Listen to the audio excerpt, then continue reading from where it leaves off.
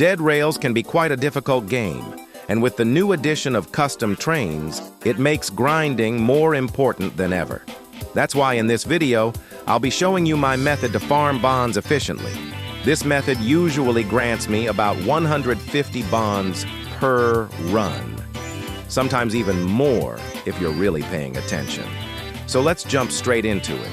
First things first, your class matters a lot. Try to play a class that has good speed.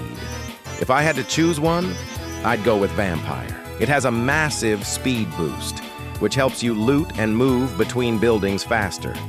The trade-off, of course, is that you take damage in sunlight, but if you play smart and stick to the shade or time your movement well, it won't be much of an issue. Now, if you don't have Vampire unlocked yet, don't worry. Werewolf and Cowboy are also solid picks. Werewolf gives you extra speed at night, and Cowboy gives you a horse, which can help your clearing ability. Both are conditional, but when used right, they can make a big difference.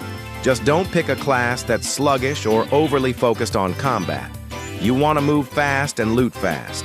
Once you spawn in, your first stop should be the gold buyer to sell any gold bars you find early on. After that, make sure to pick up 2 coal and a dynamite if they're available. The coal is obvious. It keeps your train running. But that dynamite? It's a secret weapon. It lets you crack open a bank vault quickly without having to clear out an entire town just to safely input the code.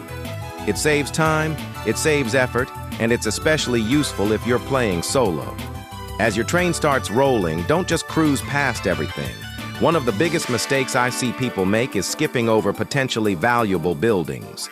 Random empty houses, sure, you can ignore those, but don't overlook special structures. I'm talking about sheriff's offices, general stores, mine shafts, graveyards, and small forts. These locations can each contain anywhere from 5 to 10 bonds, sometimes more if you get lucky. Now here's the thing. Bonds might not seem like a big deal in small numbers, but they stack up fast. If you skip just 3 or 4 of these buildings, you might miss out on 30 or even 40 bonds. Over multiple runs, that's hundreds of bonds you're losing for no reason. And let's talk about castles and forts. I get it, they're intimidating.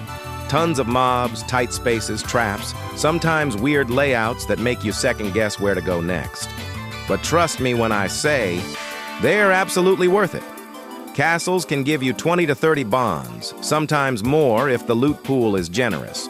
That's a huge chunk of your total haul, and all you have to do is move slowly and clear mobs carefully. Use your environment, funnel enemies through doorways, take advantage of vertical space. And if your class has healing or defensive abilities, don't forget to use them. The extra 5 minutes you spend in a castle can make the difference between a decent run and an amazing one. Something else to keep in mind is your train's momentum. Once you hit the 30,000 meter mark, it's time to start thinking ahead. Fuel management becomes super important here. You don't want to run out of coal halfway through a huge looting opportunity. So here's what I do.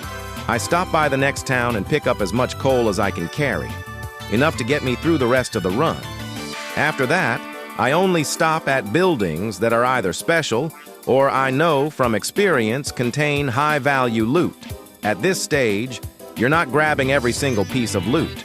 You're being strategic, targeting only the most bond-efficient spots.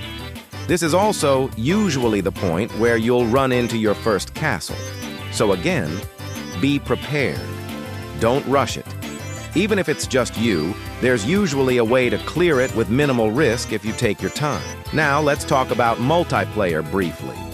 If you're playing with friends or even randoms, make sure everyone's on the same page. If one person is constantly moving the train forward while others are still looting, you're gonna lose out on a ton of bonds. Communication is key. Decide ahead of time when and where you'll stop, and coordinate who loots what. With a good team, you can easily push 200 to 250 bonds per run using this method. And now, upon reaching the end, there are a few measures I would take to ensure you're maximizing your bond output. Check and clear every building, as they tend to contain a couple bonds each. After turning the crank, simply either hide in your train, assuming it is fortified enough to keep zombies out, or fight off the horde until you win.